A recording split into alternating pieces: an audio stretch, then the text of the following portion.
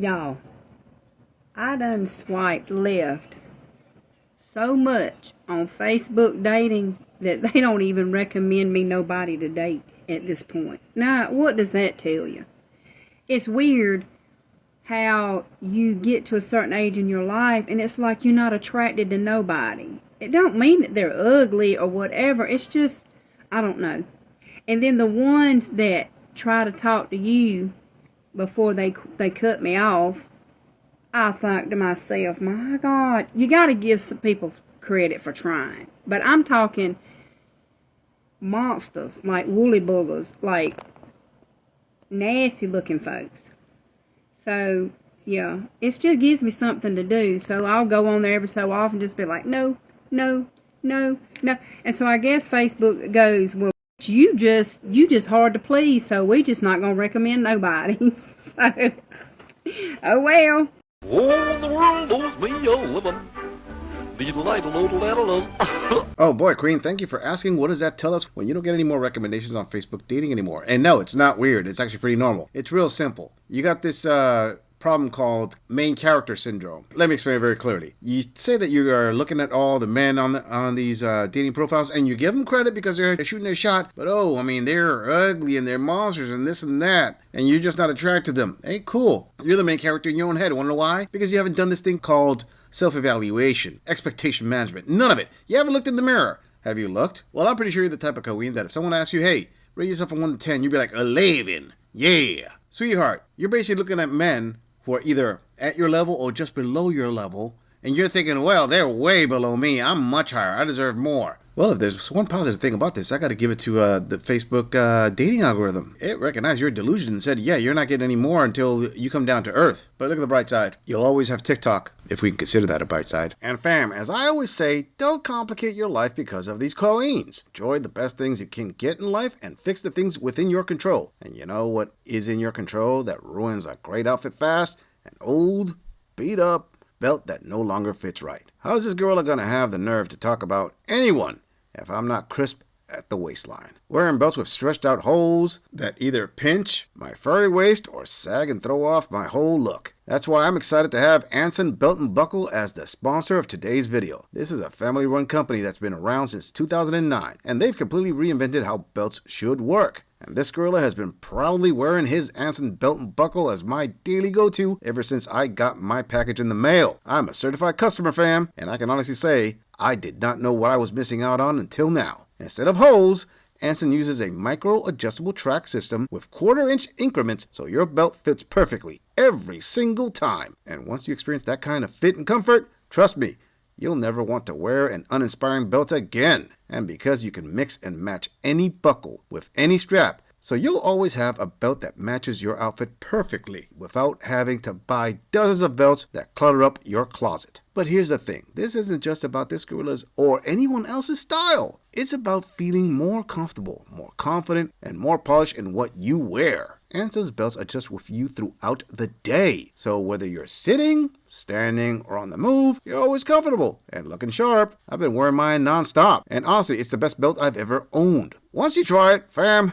you'll never go back to your old beat-up belts ever again. And if you're wondering why you should trust them, apart from the fact that I literally just showed you even a gorilla can look dapper with this belt, this is a company that's still proudly family-owned and operated. It has earned over 40,000 5-star reviews and backs their belts with a lifetime guarantee on functionality. They stand behind every product they make, and once you get one, you'll see why. And because Anson Belt and Buckle is sponsoring today's video, when you click the link in the description, the top pinned comment, or scan this QR code right here, to build a box set, you'll get 2 bonus pieces, a buckle and a strap, completely free. That's 3 buckles and 3 straps, which you can mix and match into 9 unique belt combos, all in one box. It's an exclusive deal you won't get anywhere else, so click the link, build your set, and upgrade your belt game today. Before we move on, I want to say thank you, fam, to all of my subscribers for supporting this channel. I truly appreciate all of you who leave comments, who like my videos, and share them on other social media platforms. I truly gotta say thanks, fam. If it wasn't for you, I wouldn't be here. And for those of you who haven't subscribed yet, I thank you for tuning in, and I hope you decide to hit that subscribe button. Move it on! Good morning. So I just want to say thank you for the responses on my last video about the non-negotiables in dating. I have a couple follow-up questions. And first, I only have this one account. So if you're getting messages from other accounts saying that they're me, it's not me, I promise you. I only have this one. And I've tried to turn in these fake accounts as often as I can, and some get taken away and some don't. So I do apologize for that, because that sucks. Like, people are gross. Anyway, I have a follow-up question though. I was honestly surprised by all the comments and responses. However, the one that kind of really surprised me the most was the political one. Are you guys asking these political, like, what people's stances are right from the get-go? Or are those like general conversations? I'm curious. I don't know. I don't actively date. I'm not actively dating. I'm not in a relationship. So these are things that I truly just don't know. So I'm just really curious on that. So yeah, let me know. Let me know in the comments. So if you're adamant it has to be one way or the other, you're not dealing with it, are you asking these questions before you even maybe go on the date? Or are you discovering this later on? How do you find out? Let me know. Bye. All right, Corinne, I gotta say this. This is not your first video that I've covered on my channel, but every video you do the same thing. You go on this long tangent blabbering session, and you really don't present the question in a good format. I mean, I gotta call it out, and I'm pretty sure several of my male viewers are gonna be saying the same thing. They're going crazy just listening to you ramble on. Anyway, considering that she really didn't ask a clear question there, I think I'm going to summarize it as best I can. I believe she was asking, are we asking political stances before dating or during dating? As in, do you ask the political stance before you go out with the person or during the dates? Okay, you were tailoring this question towards men, so let me answer as best I can. Men, for the most part, don't really ask the political stances starting off. Usually because they already know that women tend to lean left. Politically, in the U.S. at least. And because they're there to date and be in relationships and they don't want to be in a political debate, they're not going to bring it up. Unless, of course, the woman they're going to go out with makes it all about politics. Now, don't get me wrong. There are men out there that will make a date about politics. I'm not covering for them. I'm just saying that most men will not care to bring that up on the first date or the second date. Usually, rule of thumb, if men start talking politics with a woman, it's because they've been dating them for a while. And they're thinking, okay, well, you know what? I want this to go a little bit more serious. I want this relationship to get going. So if you're around by a 5th, 6th date, they're going to start dropping hints of their political beliefs to see if there is some middle ground, if she's actually willing to compromise, or at least she's willing to have a normal conversation about it. But most men are going to pick up on a woman who is just way too politically edgy very early on. And yeah, there's a good percentage of men that are going to consider that a red flag and decide, hey, you know what? Nice knowing you, but I'm outie. But hey, if you queens demand that the guy must lean left, period, I'm pretty sure you can find yourself plenty of those manly men that you women always claim that you want that are left-leaning. Because we all know in the U.S., that's the way they vote. Moving on. Y'all, listen. I'm still in Florida. Super blessed to still be here. Very happy. Just had crab for dinner. So good. But listen, you know, I'm thinking about this whole match thing, and I started thinking you're sort of like in a Wild Wild West saloon, and maybe it's time to shuffle the deck and get dealt another hand. What do you think? Because all the people on Match that I'm liking, they're not really liking me. And then the people that like me, I'm not really liking them. So I'm struggling with the Match situation. So then I thought, well, maybe I try eHarmony, which I think that one's the most expensive. But if I only do it for 3 months, and then maybe it weeds out some of the people that don't have a pot to piss in. Or Christian Mingle, which then I heard, I heard a lot of the people are on the same apps, so are on all the apps, so, and then I also heard that Christian Mingle is the Wild Wild West, just like on Christian Mingle, like it is on all the other ones. But my subscription is almost up, so I'm thinking I'm gonna try to get a new hand, you know. And it only takes one, so you never know. And if I was going to get on another one, if y'all don't like eHarmony or you don't like Christian Mingle, what are some other ones you like? Because I've looked into some of them, but they are for like 35, you know, like that age, 18 to 35. And I'm a little bit older than that. So anyway, tell me what you think. Tell me what you think I should do. Be nice out there. Be nice to me, though. This is hard, and I want y'all to just feel sorry that I'm out in this dating world again. Never thought I would be. Okay, listen. It is the wild, wild west out there. Y'all be safe. You're gonna need a bigger boat. All right, Colleen, you're asking for help and you're asking people, hey, be nice. Well, I don't think I can be that nice. I'm going to be helpful, but I can't promise to be nice. There are several factors here, and I want to start off by saying I really want my viewers to correct me in the comments if they think what the advice I'm about to give out is terrible advice. Just so I can prove to all you new female viewers that I'm not a misogynist, okay? I actually do give out advice. Now, to this queen, she wants people to feel sorry for her because she's back out on the dating scene. My very first question would be, why are you back on the dating scene?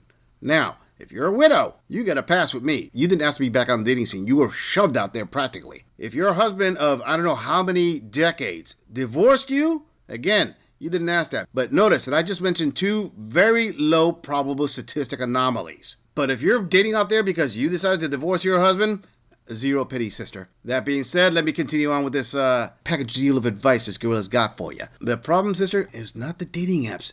I don't care if it's Bumble, Tinder, whatever, Christian singles or, pagan singles or whatever kind of singles you want to deal with. And I don't care if you start saying, well, it's hard out here, this and that. Okay, it boils down to two main factors. Factor number one, what are you looking for in men? Okay, maybe your standards are so high, so ridiculously unobtainable that you're keeping yourself single. Because I'm going to be honest with you, sister. If I would ask you from 1 to 10, what number are you? You're going to say, I'm a 5 or a 6. All right, and here's the gorilla gonna hit you with some truth. You're a 2. And I think I'm being generous here. And my male viewers are gonna say, gorilla, you are too nice. Yeah, well, in just saying that alone, you think that's cruel. No, that's the first part of it, expectation management. You are gonna rate yourself higher than what you really are. And that hurts your chances of finding a man. Because you don't recognize where you stand at, so you don't know the type of guy that you can actually get for a relationship. Now, mind you, and that bleeds into the second part of the equation, which is, what do you have to offer these men? Think about it. It's not about you offering the things that you say men should like. No, it's actually listening and see what are these things that men like in your age bracket that you should be offering them. Okay, number 1, you can't offer kids. We already know that. Number 2, you can't offer them a beauty queen. That's pretty obvious. Number 3, you can't offer them a relationship with a thin woman. Again, that's obvious. So you got to look at the things that you can offer that men your age want. And let me give you a clue. There are no amount of dating filters that can weed that down for you. This is going to require you sitting down, thinking about, okay, this is the type of guy I want, and I have to research and find out what he's looking for and which part of that can I offer the guy. Good luck, sister, because you're going to need it. Moving on. Okay, question for you guys.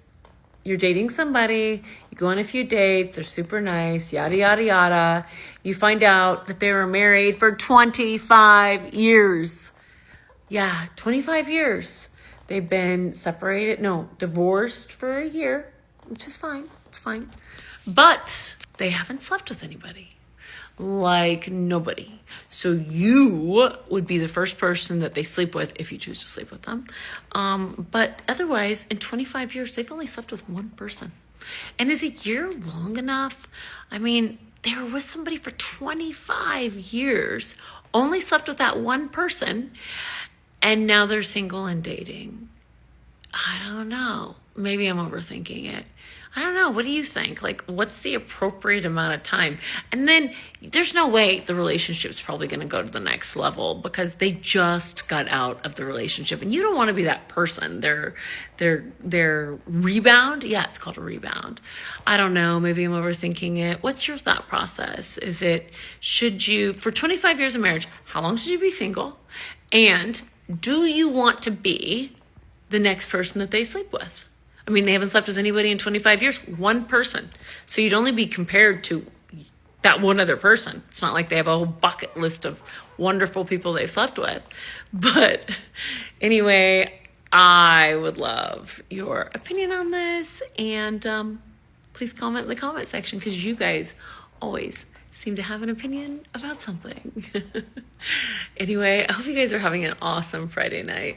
Mwah. See you later. Hold up, sister. Are you actually showing everybody right now on the TikToks and the rest of the world why you are the red flag? You literally just did that. And for my female viewers who don't understand, this girl is going to break it down. This woman said that she is wary and cautious about a guy who was married for 25 years and was divorced for 1 year and hasn't had any physical intimacy with anybody. If you would date a person like that, you would be the first person to have intimacy with them since their divorce. How is that a red flag? You finding it a red flag makes you the red flag. Want to know why? Because what that shows is that man is disciplined and has commitment. He wants to be in a committed relationship. He stuck it out for 25 years. And if you're saying that after he got divorced for XY reason, more than likely it's because his ex-wife divorced him. There's a 70% plus chance of that, especially if he didn't have another girlfriend or any intimacy after he got divorced. He's a one-woman kind of guy. He's the gold standard of relationships. So he's not the red flag. You not having those kind of standards, you not being able to match those standards, you finding those standards to be a problem, that makes you the red flag. I mean, it's ridiculous that this girl has got to point that out. You queens are always complaining about